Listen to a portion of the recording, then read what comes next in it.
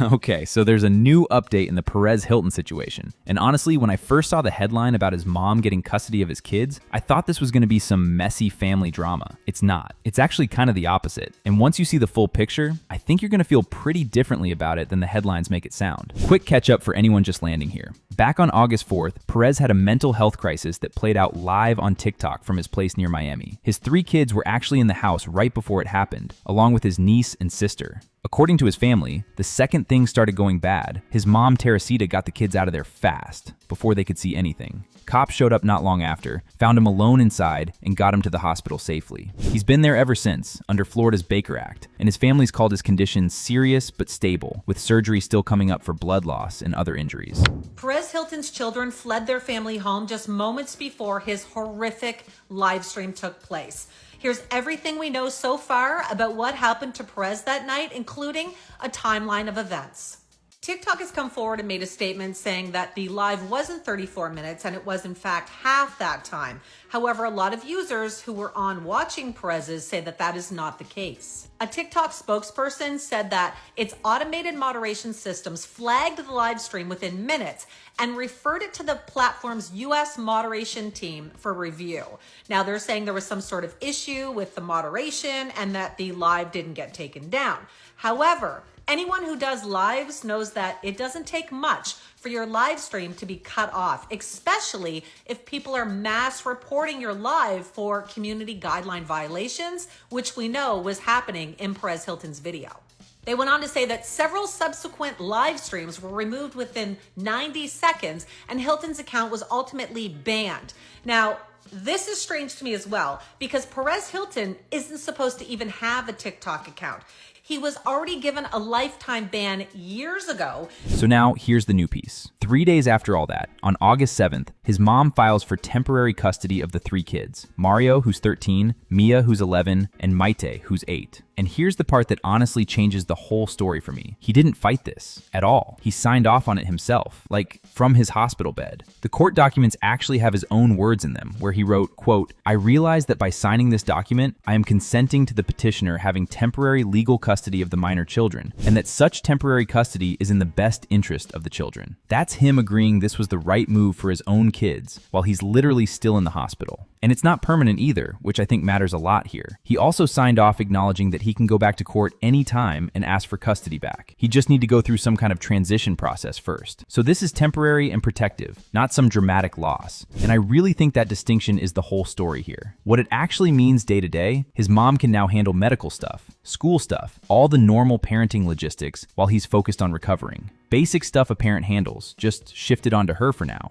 There's one more part of the filing I want to point out because it kind of says everything about what this family's actually trying to do. His mom also asked the court to seal the whole case. The filing literally says, quote, "The respondent in this case is a public figure, and the media has been surrounding his home for days on end." And then this line, which honestly got me a little, quote, "The children in this case should not be subjected to any further trauma related to the incidents that are the basis for the petition." So picture that, a grandmother dealing with her son in the hospital, and her first move legally is basically trying to build a wall between her grandkids and the cameras outside. Perez Hilton has now lost custody of his children. His mother has filed paperwork to get temporary custody of all 3 of his children that he had with a surrogate. Perez has agreed and has also signed the paperwork.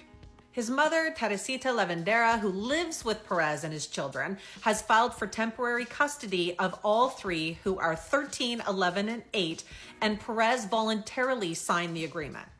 He wrote, "I realize by signing this document, I'm consenting to the petitioner having temporary legal custody of the minor children and that such temporary custody is in the best interest of the children.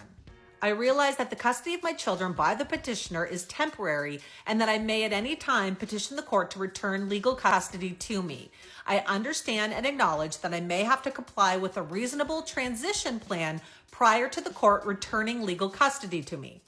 Perez has also requested to seal the case from public view, saying the respondent in this case is a public figure and the media has been surrounding his home for days on end. The children in this case should not be subjected to any further trauma related to the incidents that are the basis for this petition. Giving his mother temporary custody will allow her to do all the things that are needed for the children. She'll be able to consent to any medical or dental care. She can gain access to any of the medical files or any education records. And she can also make educational decisions and do all other things necessary for the care of the children. His family has given a number of updates on Perez's website about his condition, and the latest said that he's stable in the hospital. He is going to require some sort of surgery in the next few days, and he has been committed to the hospital under Florida's Baker Act, which is a mental health act that they can involuntarily commit someone who is going to be at harm to themselves or someone else. And it looks like Perez is going to be in the hospital, hopefully for some time, getting the help he needs now that his mother has custody of his children.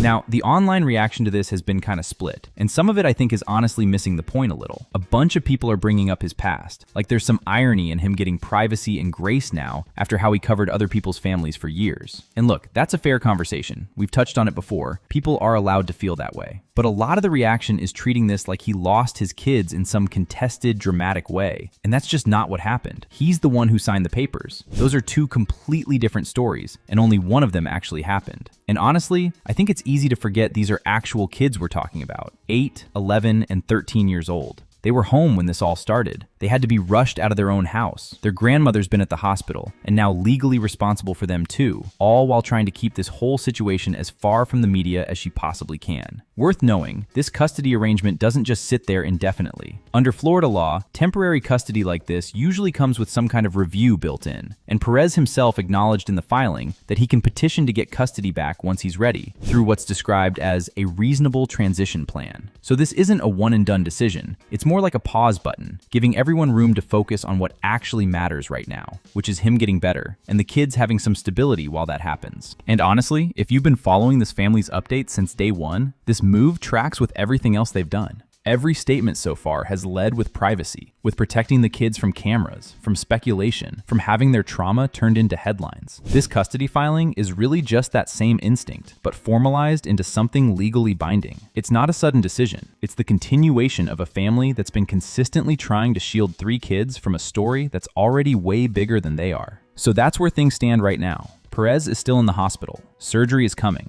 and his mom stepped in, fully with his agreement, to take care of the kids while he gets better. This isn't a story about a dad losing his children. It's a story about a family doing what they can to protect 3 kids through something genuinely hard. We'll keep following this one and update you as soon as there's more. Anyway, this concludes today's video. Be sure to subscribe to LoafTube for future celebrity videos, and turn on that post notification bell so you don't miss out on any future uploads. Until then, see you in the next one.